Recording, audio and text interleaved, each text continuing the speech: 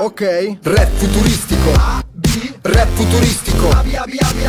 Well, everybody, we're back on ForzaTimeFootball.com with another mini podcast type special thing. This time we have with us Mirror columnist and Sports Tonight Live presenter Mina Rzouki. Mina, how are you doing? Hi, I'm good, thank you. How are you? I could be better, to be honest, Mina. After the game with Croatia, things are a little bit tense around my house. Let's just say that. Yes, I don't think many of us got any sleep last night, especially when we started to have nightmares of history repeating itself from 2004 and Croatia and Spain going into cahoots to get a 2-2 draw that would knock Italy out of the tournament.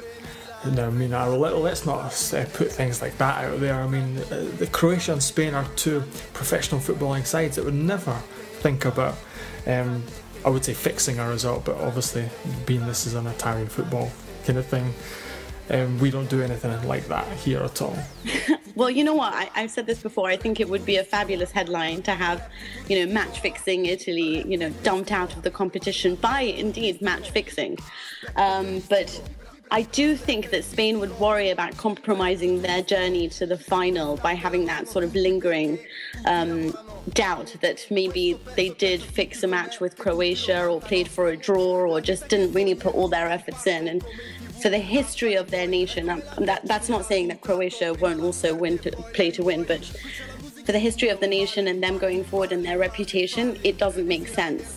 But it would make sense in the sense that they can get to knock out a huge rival of theirs in Italy, a team that they've never really appreciated and quite disgusted by their philosophy of anti-football, as they like to call it. But, they did ask Corriere dello Sport's readers, what they thought Croatia and Spain would do, and 57% of them thought they'd play for a 2-2 draw to knock Italy out of the competition. Now that's something. Exactly. That's the Italian mentality of thinking the worst will happen, shall we say. But I can agree with in part of what you say. I think obviously Spain wouldn't want to compromise what they stand for, but then again I think because that they have the chance to knock out their bogey team in a sense, that it would be too easy not to do it, if you know what I mean. But we shall move away from potential things that could happen. That we can talk about that after it's happened. But what are your thoughts, Mina, on the first two games that Italy have played so far? Obviously a good draw against Spain and then a not so good draw against Croatia. Well, I actually think that they've really impressed in this tournament when you consider that most people thought they'd be the embarrassing team of Euro 2012. They've played in an effective way. They have some beautiful football, not your typical rigid, sort of boring, counter-attacking football, and it's like winning at all costs. It's different this time. There's an artistry involved there. It's quite creative. Cesare Prandelli prefers his ball-holding midfielders rather than just dynamic players that we saw, say, in 2010, like Simone Pepe. But the obvious difference is that they're lacking that mentality, and despite having so many of the Juve players there, they're all quite fatigued, and they're not playing really for the win or not trying to score more than the one goal. I mean, there was lots of Italian press afterwards yesterday that were saying after the game, you should have made more, you should have tried to score more than the 1-0. And the thing is they keep creating chances, but the finishing is absolutely terrible.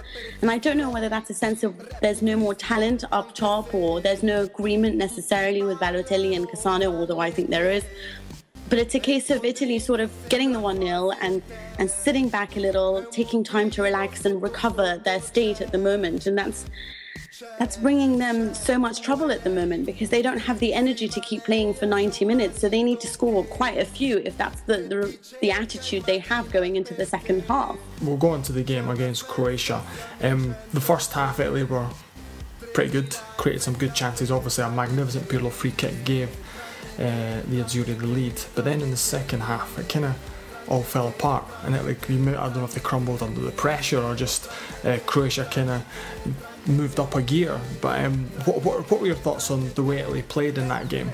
Well, I think this is the thing. I think at the moment that when you have players like Cassano, who can't really play a full 90 minutes, Di Natale, who can't play a full 90 minutes, players exhausted from a huge and quite hard season, especially for the Juventus ones who were trying to remain undefeated, that generally, obviously, there was always going to be a question of them being tired. And you can see that. When they came out in the second half, Pirlo was not as effective as we saw.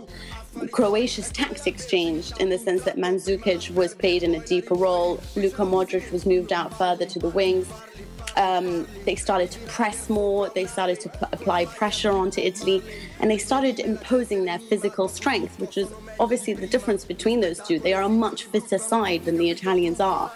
And with Italy having to make substitutions, they're not bringing on players with as much talent as the starting 11.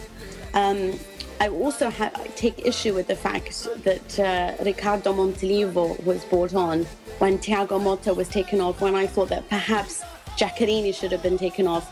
He looked like he was suffering. Prandelli said that he took off Thiago Motta because he needed more balance in the midfield, as Giaccherini was suffering. So why not take off the player that was suffering and bring on another winger in the likes of Balzaretti?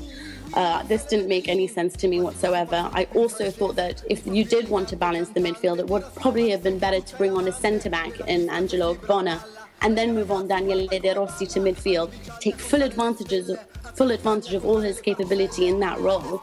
And then you have a defender at the back who's capable of defending at the highest level. So for me, there were certain question marks with Prandelli's choices. Sebastian Giovinco came on. He didn't do anything outstanding. Neither did Di Natale. I would have much preferred a little bit of energy, a little pace. Maybe Nocerino should have been given a shout. But I'm not too sure about Giaccherini starting the next game against Ireland. What do you think about the last game Italy have got against Ireland? Obviously, Giovanni Trapattoni, one of the greatest managers of all time, has the chance to kind of help Italy on their way to being knocked out if other results go against them. But do you think Italy have it in them to beat Ireland? Ireland in the last two games haven't been so good, but they don't have a very good record against Giovanni Trapattoni when they play against them. Yeah, they do, but I mean, people talk a lot about this record, but it is 2 draws. It's not like, they've managed 3 wins over Italy in their last 3 games or anything like that.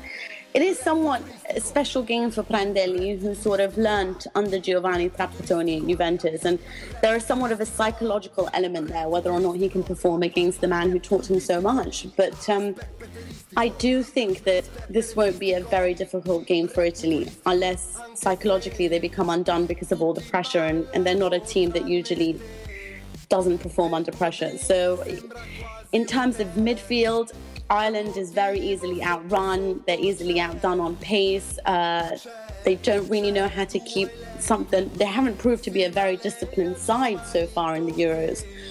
They've lots of individual errors, too much pressure on the back line. They invite too much pressure onto them.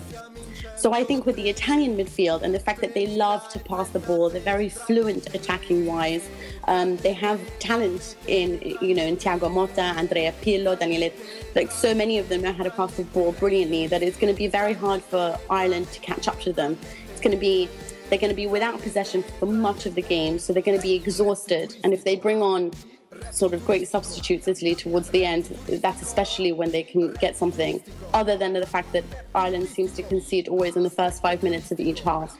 So Balotelli or Cassano need to strike immediately if they have a chance of trying to qualify for the next round. But I think it can be done, I genuinely do. Although Trapattoni won't lie down, he will give them a fight. So Mina, if I gave you an imaginary £20 or €20 and I said, Mina, £20, do you think Italy will qualify for the next round, especially given what we spoke about at the start with the fact that Spain and Croatia can play out a result which would knock them out? But would you put €20 on Italy qualifying?